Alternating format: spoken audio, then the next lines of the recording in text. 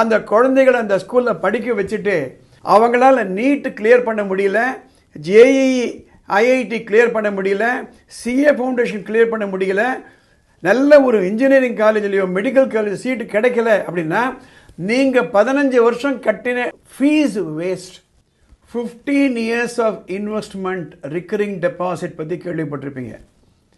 நம்ம கட்டப்பட்டு சிறுக சிறுக சேர்த்து மாதம் வருஷம் டெபாசிட் பண்ணுறோம், ரிக்கரிங் டெபாசிட் பண்ணுறோம்.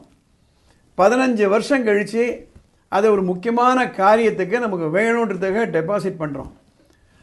கட்டின மொத்த பணமும் நமக்கு வரலை 15 வருஷம் கழிச்சுன்னா நம்ம நிலைமை என்ன? அதே மாதிரி தாங்க ஒரு ஸ்கூலில் குழந்தைகளை சேர்க்கறது. 15 வருஷம் நம்ம குழந்தைகளை படிக்க வைக்கிறது என்ன? மாதம் வருஷம் ஃபீஸு கட்டுறது ரெக்கரிங் டெபாசிட் பணம் கட்டுற மாதிரி.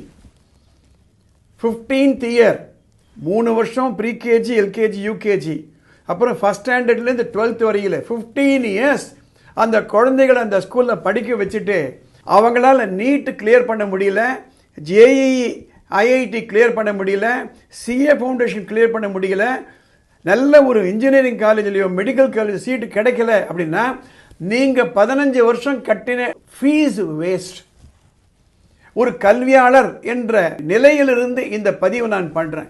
ப்ரீகேஜிலையும் எல்கேஜியும் குழந்தைகளை சேர்க்கும் பொழுது அங்கு விளையாட்டு பொருட்கள் எப்படி இருக்கின்றன, ஏசி ரூம் இருக்கிறதா, அங்கே விளையாட்டு மைதானம் எப்படி இருக்கிறது, அதற்காக மட்டும் நம்ம சேர்க்கலை. That is important, very very important at the play school level. ஆனால் நம்ம கண்கள் எல்லாம் எங்கே இருக்கணும்னா கண்மூடி திறக்கிற வேலைக்கு 15 வருஷம் ஓடிடும். இந்த குழந்தைகள் 12th நிறைய மார்க் வாங்கி நீட் கிளியர் பண்ணணும், ஜேஇஇ ஐஐடி கிளியர் பண்ணணும், இன்ஜினியரிங் காலேஜில் சீட்டு கிடைக்கணும், சிஏ ஃபவுண்டேஷன் சேரணும், கிளாட் எழுதி நல்ல லா காலேஜில் சேரணும், அதற்காகத்தானே சேர்க்குறோம். அது நடக்கலை அப்படின்னா நம்ம கட்டின பணம் வேஸ்ட். ஆனால் பள்ளிக்கூடத்தை பொறுத்த வரையில் ஒன்றுமே வேஸ்ட் கிடையாது. They collected the money, no accountability, no responsibility. Consumer protection ஆக்டில் போய் you can not sue the school management. That is the situation today. அப்போ என்ன இருக்கணும்? இப்போ நான் சொல்கிறேன், 5 நோட் பண்ணிக்கோங்க, செக்லிஸ்ட் போட்டுக்கோங்க. Point number 1, experienced school teachers இருக்காங்களான்னு பாருங்கள். எக்ஸ்பீரியன்ஸ்டு ஸ்கூல் டீச்சர்ஸ்னால் அந்த ஸ்கூல்லையே 10 வருஷம் 15 வருஷம் எக்ஸ்பீரியன்ஸ் இருக்கணும். அப்போ அந்த டீச்சர்கள் இந்த குழந்தைகளோடயே வளர்ந்துருப்பாங்க. 10th 10 போர்டு எக்ஸாம் அனுப்பிச்சிருப்பாங்க, 12th 15 போர்டு எக்ஸாமுக்கு அனுப்பிச்சிருப்பாங்க. இரண்டாவது, கன்சிஸ்டன்ட் ரிசல்ட் இருக்கான்னு பாருங்க. கடந்த 5 ஆண்டுகளாக எவ்வளவு ரிசல்ட் ப்ரொடியூஸ் பண்ணிருக்காங்க. Total subject, total centum. நான் மீண்டும் சொல்றேன், 10th 5 கோர் சப்ஜெக்ட் கம்பல்சரி சப்ஜெக்ட்ல மாத்திரம்தான் எவ்வளவு மார்க் நம்ம பார்க்கணும்.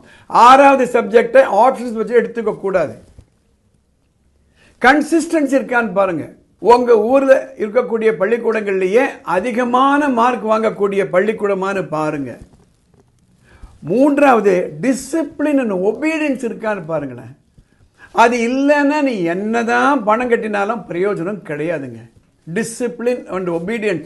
அந்த பள்ளிக்கூடத்தில் இருக்கக்கூடிய மாணவ மாணவர்கள் எப்படி நடந்துக்கிறாங்க, பள்ளிக்குள்ளேயும் பள்ளிக்கு வெளியிலையும், அந்த டிசிப்ளின் ஒபீடியன்ஸ் இல்லைன்னா it's going to be a waste of effort. 4வது, ப்ரொஃபஷனல் எஜுகேட்டர்ஸ் இருக்காங்கன்னு பாருங்க. ப்ரொஃபஷனல் எஜுகேட்டர்ஸ் நான் ஏற்கனவே பல பதிவுகளை போட்டுட்டேன். வியாபாரிகள் பள்ளிக்கூடத்தை நடத்துவதற்கும் பள்ளிக்கூடத்தை வியாபாரமாக நடத்துவதற்கும் ஒரே ஒரு வித்தியாசம், lack of professionalism. Professionals, educators R professionals, அவங்களுக்கு தெரியும் டீச்சர்களை எப்படி வழி நடத்தணும், பள்ளிக்கூட பசங்க எப்படி படிச்சுட்டு இருக்காங்க, ஒவ்வொரு எக்ஸாம் முடிஞ்சோன்னா அனலைஸ் பண்ணி எந்த இடத்துல பிரச்சனைன்னு ஃபிக்ஸ் பண்ணணும். அப்படி இல்லைன்னா you are wasting your money and time. Last but not the least is teaching, follow up, feedback. அப்பப்போ ஒவ்வொரு எக்ஸாம் முடிஞ்ச உடனே ஃபீட்பேக். ஏன்னா இது 15 years ரேஸ். இந்த ரேஸில் ஆரம்பிக்கும் போது விளையாட்டு தான் எல்லாமே. somewhere from 3rd onwards and then from 6th onwards and then 7th 8th onwards you have to be very, very clear about the teaching, follow-up and feedback. இவைகள் இல்லை அப்படின்னா at the end of 15 years, you are going to be disappointed. இதனால் பாதிக்கப்பட போவது பெற்றோர்களும் ஸ்டூடெண்ட்ஸுமே தவிர பள்ளி நிர்வாகம் அல்ல. இந்த 5 இருக்கான்னு பாருங்க, so that you are not disappointed. படிப்பு சம்பந்தப்பட்டு உங்களுக்கு ஏதாவது குழப்பங்கள் இருந்தானா மேலே ஒரு வாட்ஸ்அப் நம்பர் போகுது, அந்த நம்பருக்கு ஒரு மெசேஜ் அனுப்புங்க. அதை படிச்சுட்டு அடுத்த எபிசோடில் கவர் பண்ணுறேன். கமெண்ட் பாக்ஸில் போயிட்டு இந்த பதிவு உங்களுக்கு பிடிச்சிருக்கான்னு போடுங்க, so that it will reach a large number of population. அடுத்த எபிசோடில் பார்க்கலாம்.